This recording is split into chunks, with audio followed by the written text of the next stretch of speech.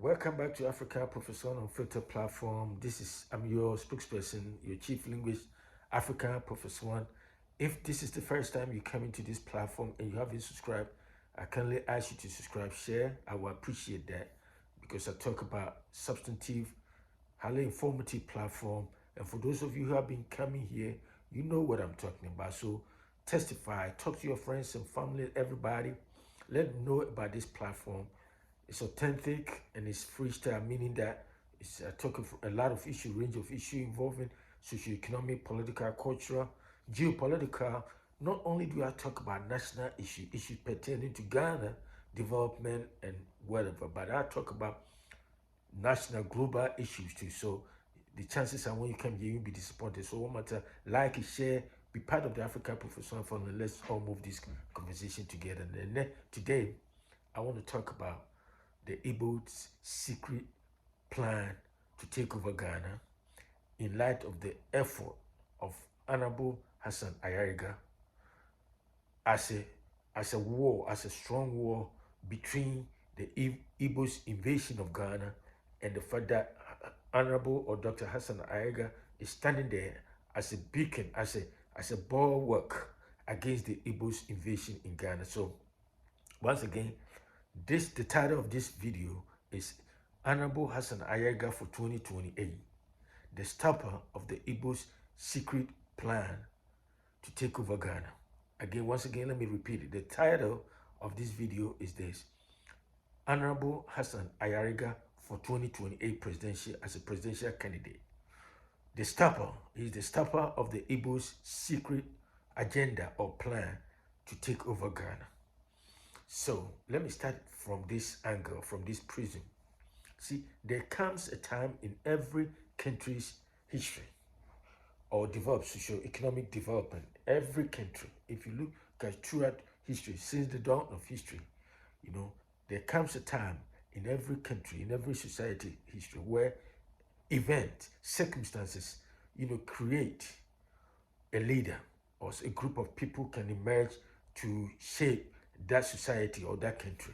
See, so if you look at history, throughout history, if you take your time and read history or look at the formation or the foundation of a lot of countries, or how a country, look at modern contemporary societies, countries, how they have formed, and the chances are, if you look down, you can find out that a group of people or a leader emerges, and most of the times the circumstances that created a leader. Look at Ghana's struggle for independence. See, that circumstances, that struggle for independence created a leader. So we have the big sage, Kwame Nkrumah, emerges as a leader at that time among the pack. So that is how most of the time country, get their leaders or somebody decisive, somebody to come out, through an event, important milestone event, create leaders. So if you look at today, what is going on in Ghana in light of the Igbo secret plan to take over Ghana, that event, that Igbo secret plan, that a lot of these fake Igbo guys, a guy who has imposed upon himself a king or want to create a kingdom out of Ghana, that event has created a leader. And that leader today is Honorable Hassan Ayariga. I don't know much about that guy. I've never met him before. But since this Igbo saga emerges, that event has created a leader.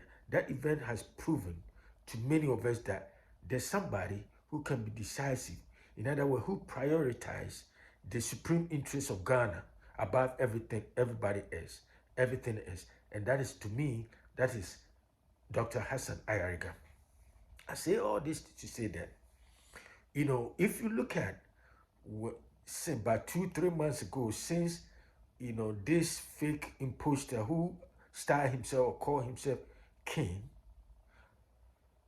issue emerges, you can tell that throughout the whole country, Ghana, almost all the political leaders, especially, everybody is silent, quiet, as if nothing is happening.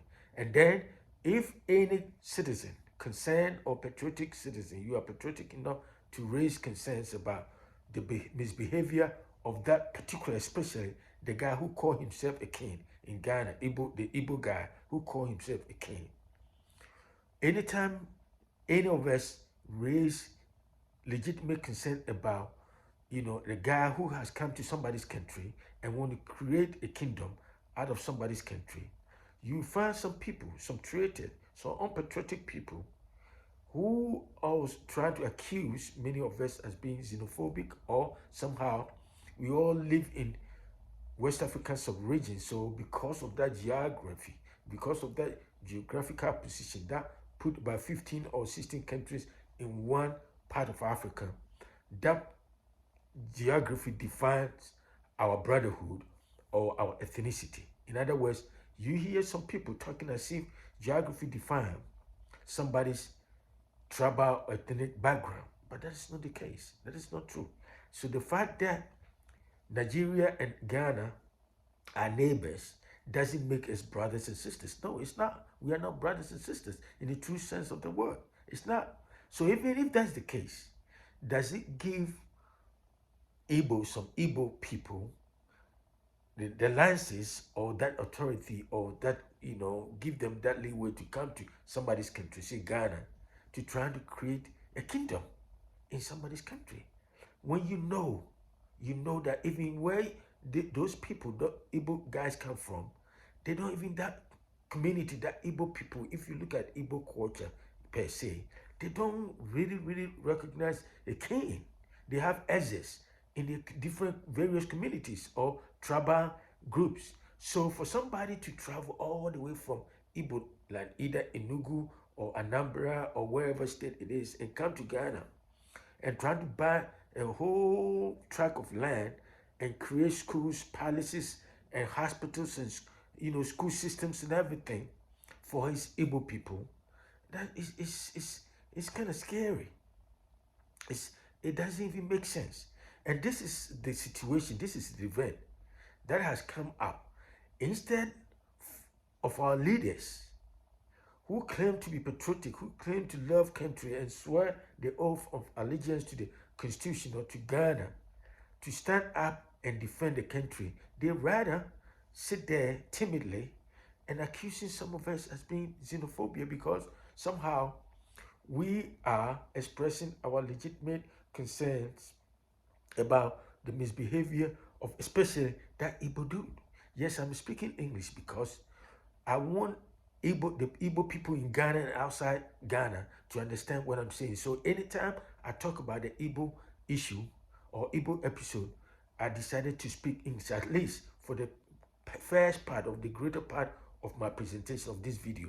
That is probably why I'm speaking English. Yes, because I want the Igbo people to hear me, to understand me. Because if they think that somehow all these concerns, all these protests, all these legitimate concerns we are raising will be a 9-day wonder. In other words, we just talk about it for a few days or few weeks or months and let it go.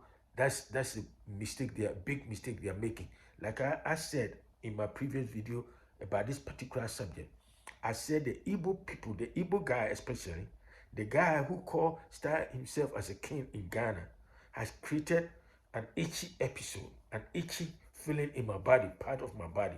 So if part of your body is itchy, what do? You scratch there.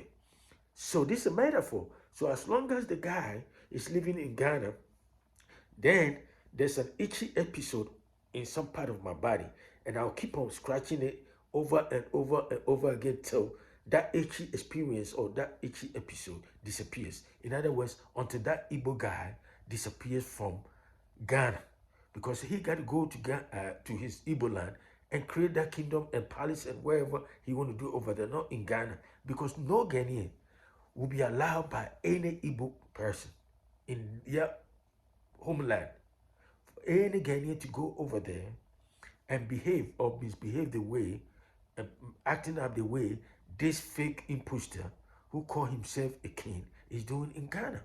And then if he find out somebody is talking about or trying to explain or trying to protest about what he's doing in Ghana as going against the customs and traditions of Ghana, especially our traditional setup, that guy has the audacity to insult anybody who he thinks is criticizing or is trying to raise legitimate concern about his misbehavior in Ghana. For example, he insulted Gamanche indirectly because Gamanche was telling him that he can celebrate his Yam festival. He just shut it down and said that Gamanche doesn't need to talk about that because already he himself has already suspended the Yam festival indefinitely. So there's no point for Gamanche to release any press, give up any press release to that effect. You see? And at the same time, he said Hassan Ayariga doesn't have presidential materials or doesn't have a leadership qualities. Why? Because he dare criticize his excesses, his misbehavior in Ghana. So for him, based on his myopic mindset, that guy, that fake Igbo chief, based on his myopic mindset, he thinks anybody who criticize or who draw his attention to the fact that he cannot come to somebody's land, somebody's country, and create a kingdom out of that country or that republic, that person is somehow uncultured. That person is somehow doesn't have leadership qualities. So he thinks Honorable or Dr. Hassan Ayariga doesn't have leadership quality to run for a president in this country. But guess what? We have a message for you, dude. If you think Dr. Hassan Ayariga doesn't have presidential qualities, watch 2028. Because you know what? He has proven to us that among all the leaders, both major parties, yes, I'm MPP by blood. MPP DNA ran through me, but I will wish that 2028, we have somebody like Hassan Ayariga, somebody with that caliber, Hassan Ayariga, to run for president 2028 and win mercifully. Yes, we can vote the parliamentary candidate for our party, either NDC or MPP. But when it comes to the presidency, I wish, if I have my way, I wish Honorable Hassan Ayariga becomes the president of this country because he has demonstrated to many of us, to me at least, that he has what it takes to be a decisive leader. He has proven to me that at least he is patriotic. He prioritized the national interest of Ghana over everything else, as opposed to many of these leaders. I don't see, look at this.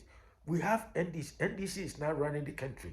Mahama is there, Ablakwa is there, Sam George, the talkative Sam George, who think he knows everything, but if you look at him, he's too fat. But that's what it is. That's why he talked the way he talked. He's too fat, so he got to vent things out to let a lot of things, a whole bunch of air that is trapped in his stomach get out. Sam George, I'm talking about Sam George. So when you see people say he's arrogant, he's not arrogant. He's just fat. Fat people do with the way behave, the way he's behaving. Anyway, so that guy was talking, running his mouth when they were in opposition. But look, right now, Igbos are taking over this Ghana.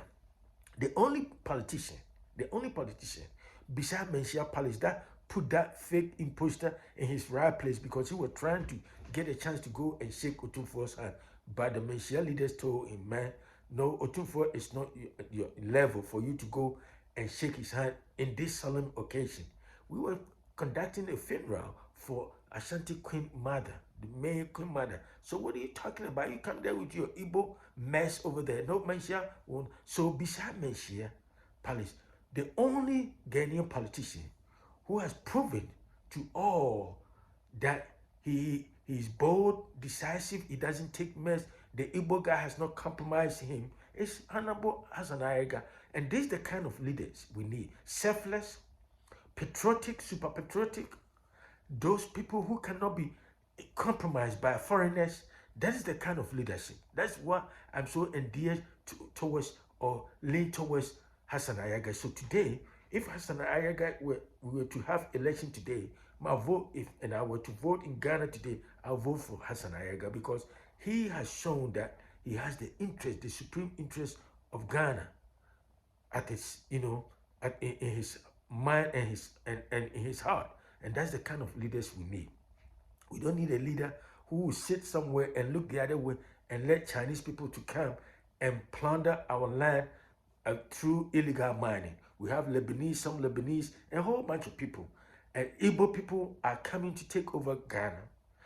The guy was caught on the tape saying that he want to build palaces, hotels, school system, and everything. Like he created an enclave, like a republic within a republic. Who dare you? You come from your land. Why don't you take your kingdom, your kingship, all your plans, your hotel, this and that? They have a large tract of land in Igbo land. Why don't you go over there and acquire by 50 acres of land, by 250 plus of land, and build all those ideas for your people? Why don't you do the project? Why don't you do that instead of coming to Ghana to take over? So for now, the only person who is the stopper of the Igbo secret agenda to take over Ghana is Hassan Ayariga. So for me, if you were to ask me who deserved to be a president after Mahama mess, after in the 2028, I will hands down Hassan Ayariga, Honorable Hassan Ayariga, hands down. That is what it is. Because right now we don't hear anybody from the presidency, Mahama, even within MPP, my own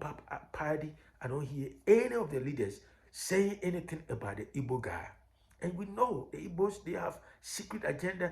It doesn't matter if they have to pay money, bribe their way. That's like the guy is doing in Ghana. That's exactly what he's doing. So if you see our leaders, you watch our leaders and they can't say anything, they quiet, they acting like puppies, is because the guy has compromised almost all of them, with the exception of Hassan Ayariga and Manhyia Palace. So that is what it is. So for me, if anybody were to ask me who deserves to be a president in come 2028, my answer simple. It's Hassan Ayariga. Parliamentary, then I want MPP majority. But when it comes to presidency, I want Hassan Ayariga because of this event. It has shaped him. It has, it has just shaped him, or he has emerged as a decisive leader, somebody who can stand up for the mess that is going on in this country, in Ghana. And so that is what it is. The amount for the person me can say, and they so be person be some say, do deserve so be a president after Mahama, and then the mess and the drama and the choir.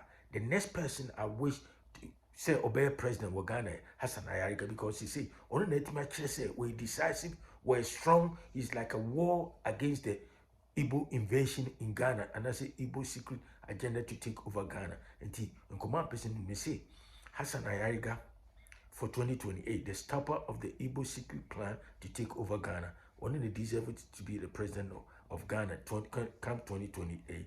2028. To command person, the one more time, African professor and subscribe. Share with friends and family. I'll talk to you another time. Have a great day. Bye.